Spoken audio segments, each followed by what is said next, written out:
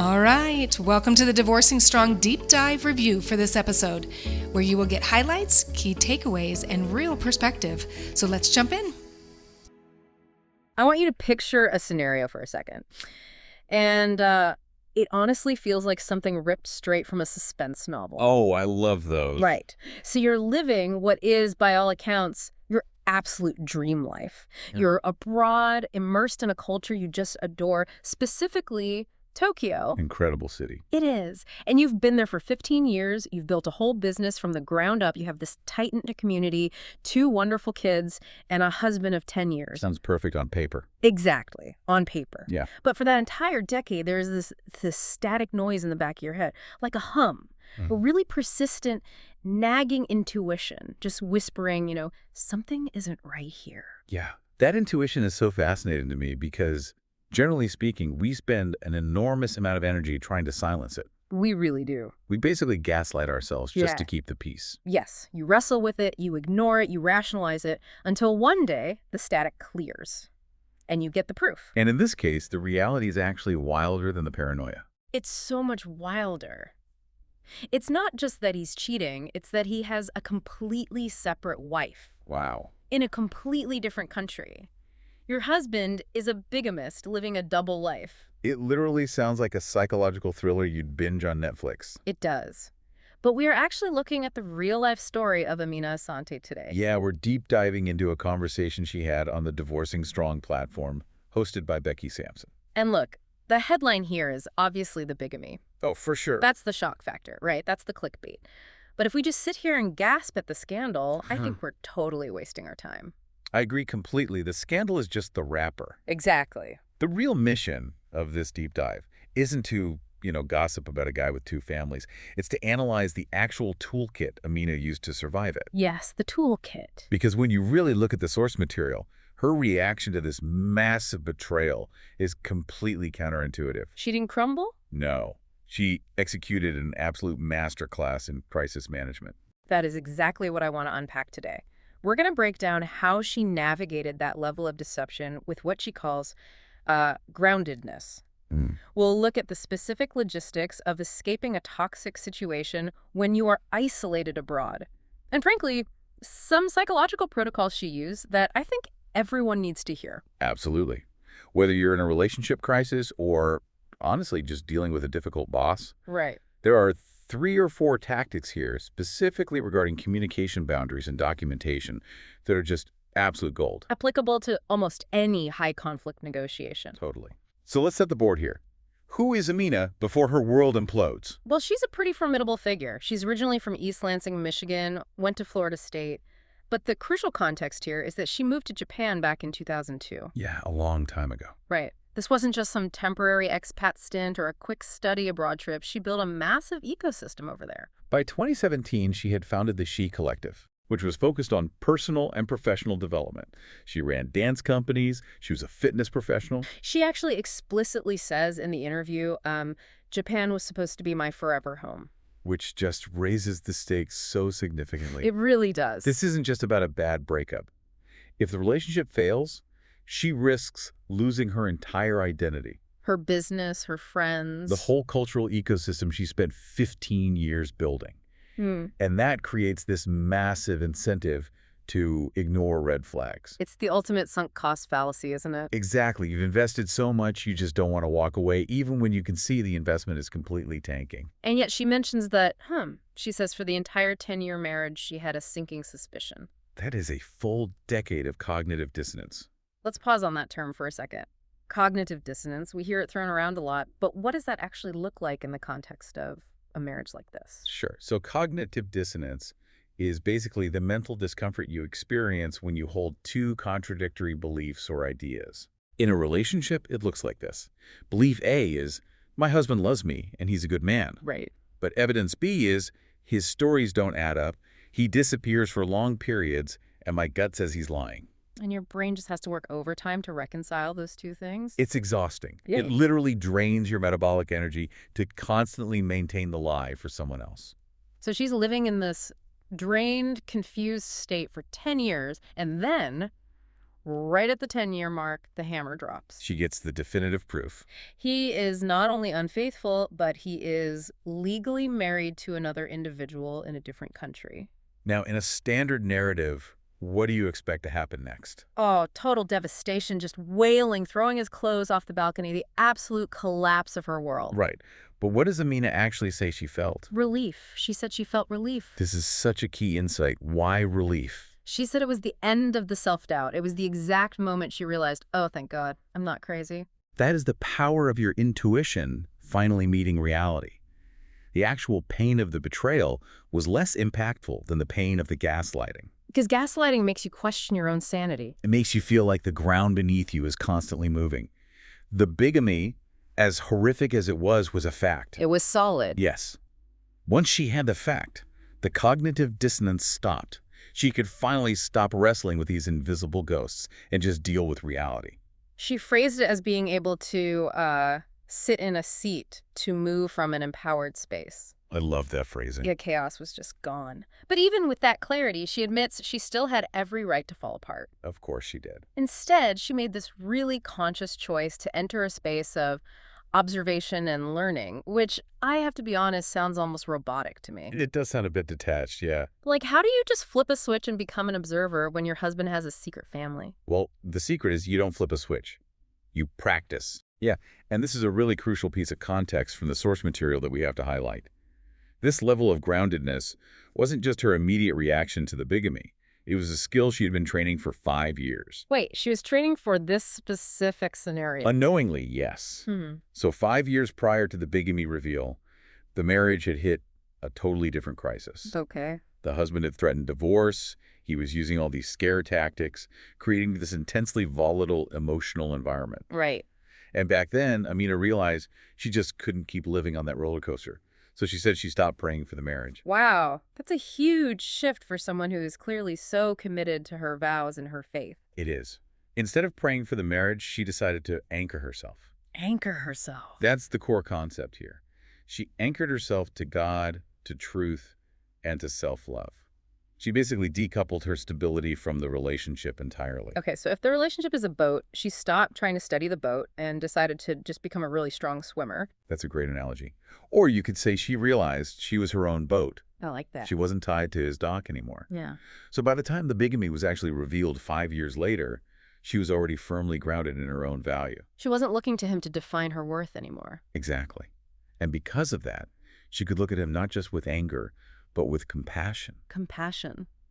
For a bigamist. It's radical, isn't it? Very. But she recognized that his behavior, all the lying, the double life, Yeah. was a result of his own broken narrative and his upbringing.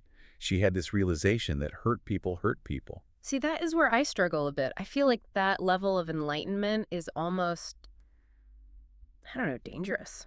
How so? Like, if you're too compassionate, don't you risk just staying in the situation and letting them walk all over you? Oh, that is the danger, yes. Yeah? Compassion can absolutely be a trap if it leads to inaction. Right? But for Ameena, compassion was a shield. It kept her from getting dragged down into the mud with him. It kept her emotionally clean, so to speak. And this is the really big, but compassion didn't mean she stayed. And this is where the story shifts from a psychological drama to a full-on logistical thriller. Yes, because she is still in Tokyo. Her entire life is there. Even after finding out about the other wife, she didn't just immediately pack her bags. She hesitated. She did. And this goes right back to that sunk cost fallacy we mentioned earlier. We cling to the familiar, even when the familiar is incredibly toxic. Yeah. Because we've invested so much time and effort into it. Japan wasn't just where she lived, it was who she was. Exactly. And this is where the concept of the tribe, her external support system, became so critical.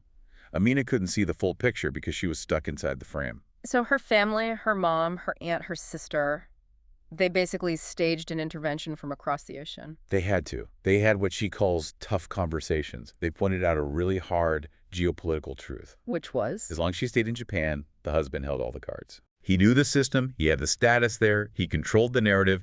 She was ultimately a foreigner in his territory. And then he basically proved them right. And this part of the story, I have to say, it made my blood boil. It's awful. It's Christmas time. He's away on business, presumably with the other family, and he cancels the lease on their townhome in Tokyo. Without telling her. Without telling her. He effectively tells her, figure it out, or he implies she can go stay at his sister's house. Unbelievable. He literally tried to make his wife and his 2 kids homeless in a foreign country during the holidays. And that right there is the escalation point. We see this so often in high-conflict separations. Yeah. When the manipulator senses they're losing control or when their mask just slips completely fist, the behavior becomes what Ameena called egregious. It shifts from passive manipulation to direct, aggressive cruelty. And that was her breaking point. She realized her family was right. She wasn't safe. The compassion was still there, maybe, but the survival instinct totally took over. So what was her exit plan? Stealth. Absolute stealth. She waited until he was out of the country again. She bought plane tickets, and within 3 months of the discovery, she and the kids just disappeared back to the U.S. She didn't ask for permission. No. She just left. That decisiveness is so key. If she had announced she was leaving, he likely would have tried to stop her. He could hide passports, freeze bank accounts. She treated it like a tactical extraction. But let's fast forward a bit to when she actually lands in the U.S., because physically escaping is really only half the battle. Oh, the work is just beginning. Right. Now you're safe physically, but you have to manage the massive fallout. You have to somehow co-parent or at least communicate with someone who has deceived you for a decade. And you have to do all of that while your nervous system is likely just completely shattered. Which brings us to the toolkit. I love this section of the deep dive because it is so incredibly actionable. Yes, get your notepads out. If you are dealing with a narcissist or a difficult boss or just a really toxic ex, you need to listen to this. The very first thing she did was establish a strict communication protocol. And what was the rule? No voice-to-voice communication. None. 0. This is a textbook boundary. Yeah. But let's actually explain why it's so incredibly effective. Yeah. Why did she choose this specific rule? She said that because of his history of storytelling and manipulation, she just didn't have the energy to play games anymore. If they were on the phone, he could spin things. Tone could be used as a weapon. Things could be said and then completely denied later. It's all about preventing emotional contagion. Emotional contagion. Yeah. When you hear someone's voice, especially someone, you have a deep trauma bond with your mirror neurons fire. You automatically react to their stress, their anger, their sadness. It's contagious. Exactly. It bypasses your logical brain and hits your nervous system directly. By moving everything to text, email, or voice notes, she accomplished 2 vital things. Okay, what's the first? 1, she created a paper trail, which is legally vital in any divorce, especially one involving bigamy. But 2, she slowed down the entire interaction. Right. You can read a nasty email, get super angry, go for a walk, scream into a pillow, calm down, and then respond logically. You cannot do that on a live phone call. You really can't. It forces a gap between the stimulus and your response, and that gap is where your sanity lives. That's a great way to put it. It prevents you from saying something you'll regret, and it prevents them from pushing your buttons in real time. The host of the source material, Becky Sampson, she actually added a really great tip here, too. Oh, right, the filter method. Yes, she calls it the filter method. She wouldn't even read emails from her ex unless she had a friend on the phone with her to help decipher them. I think that is brilliant. It completely prevents the emotional spiral. Your friend reads the email and can just say, okay, ignore the first 3 paragraphs of insults about your parenting. The only relevant information here is that he's picking up the kids at 5 p.m. on Tuesday. It filters out all the toxic noise, so you only have to deal with the actual signal. Exactly. Now, speaking of kids, Ameena had 2 elementary schoolers at the time, and her policy with them was radical transparency. Which is hard to do. Very hard. But she didn't slander the dad. She didn't say, your father is a monster. She just explained the plain facts. She told them, this is what your dad chose. This is where he is. That distinction between slandering the other parent and just truth-telling is so important. It really is. Because kids are incredibly intuitive. They already knew something was wrong. If she had pretended everything was fine, she would have essentially been gaslighting her own children. Continuing the cycle. Yes.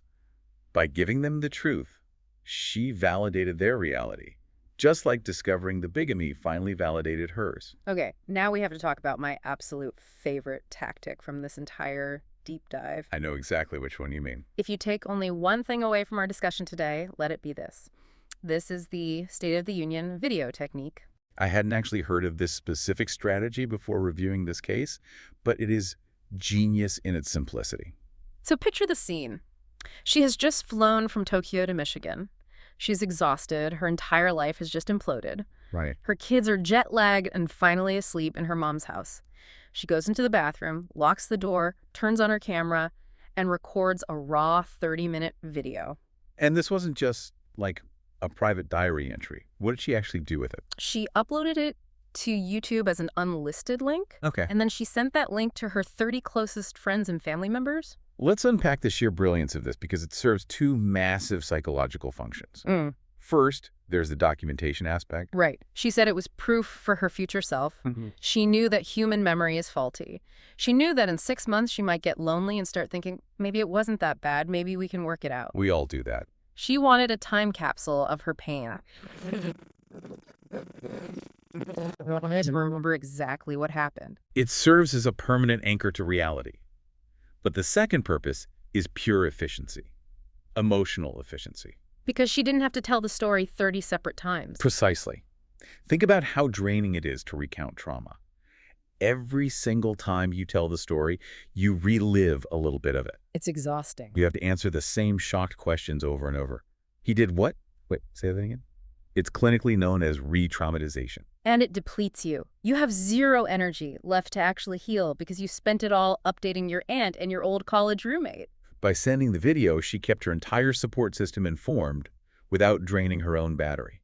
She crowdsourced her support. But she automated the briefing process. She said it saved her. She could just text people the link and say, here's the update, and then when she actually talked to them later, they could skip the exposition and just say, I love you, how can I help? It treats her energy as a limited resource, which, in a crisis, it absolutely is. It really is a strategy I think more people should use during major life events. Honestly, even good ones. Seriously, stop repeating yourself and start recording. Here's the unlisted YouTube link to my wedding drama. Just watch it. Exactly. But this all leads to where she is now. She didn't just survive this nightmare. She built a whole new career out of it. She did. She is a transformational life coach now. Yeah. And she uses a framework derived directly from this escape. She helps clients identify 3 location points. Point 1. Where are you? Which is the pain. Acknowledging the reality without sugarcoating it. You can't map a route out if you don't know your starting point. Makes sense. Point 2. Where have you been? The history. Acknowledging the patterns and how you actually got here. This isn't about assigning blame, it's about understanding the trajectory. And point 3. Where do you want to go? The freedom. But getting there requires what Ameena calls congruence. That word really stuck with me. Congruence. It means alignment. When she found out about the bigamy, she asked herself, who am I? Am I a person who screams and fights? Or am I a person who values peace and truth? She chose to act in a way that matched her own values, not her husband's actions. That is the ultimate definition of the anchoring we talked about earlier. If you react purely out of pain, the other person is still controlling you. But if you act out of your values, you are controlling yourself. Exactly. Yeah. It's the difference between reacting and responding. One is a reflex, the other is a deliberate choice. And today, she's thriving. She says divorce is a grieving process, but it's also an opportunity to completely redefine yourself. She proved that you can lose your forever home in Japan and just build a new one inside yourself. It's a really powerful reframing. We so often look at divorce or separation as a failure. But in her case, it was a retrieval. She retrieved herself from a lie. So let's recap this journey really quickly because there are a lot of moving parts today, and I want to make sure we lock in these takeaways for you. We started with a psychological thriller, set up a decade of suspicion in a foreign country, ending in the reveal of a double life. But instead of crumbling, Ameena used anchoring. She attached herself to truth and self-love rather than the marriage. This gave her the clarity to feel relief instead of devastation when the truth came out. Then came the logistics. She overcame the sunk cost fallacy of her life in Japan. She listened to her tribe, recognized the massive power imbalance, and executed a stealth exit when her safety was threatened. And finally, the toolkit. She used strict boundaries, specifically the no voice calls rule to prevent emotional contagion. And she used smart technology, that unlisted YouTube video, to protect her energy while keeping her support system close. It is basically a blueprint for dignity in the face of disaster. It shows that you can't control what happens to you, but you can absolutely control how you metabolize it. It really is. And I want to leave you with a thought that came up while I was reviewing this. Okay. Ameena's whole strategy relied on one core thing. The fact that she had an identity entirely separate from her husband and separate from her location in Japan. That's the critical piece. If she had been 100% defined by being a wife, she would have shattered. So here's the question for you listening right now. If you stripped away your relationship status, and you stripped away your city or your home, and you stripped away the current crisis, you might be dealing with what is left. That's the heavy-hitting question. What is the anchor that is holding you to your own identity? Because if the answer is nothing, or I don't know, then you are drifting. And you need to start dropping that anchor now before the storm hits. Find your ground, everyone. Thanks for diving in with us today. Take care. Thank you so much for listening today. I hope this review gave you clarity and support. Let me remind you, you are not alone. If you want to talk through your situation and your next right steps, book a free call at beckysampson.com. Believe me, I've been there, and I'm here to help. So remember, take it one step, one day at a time. You got this.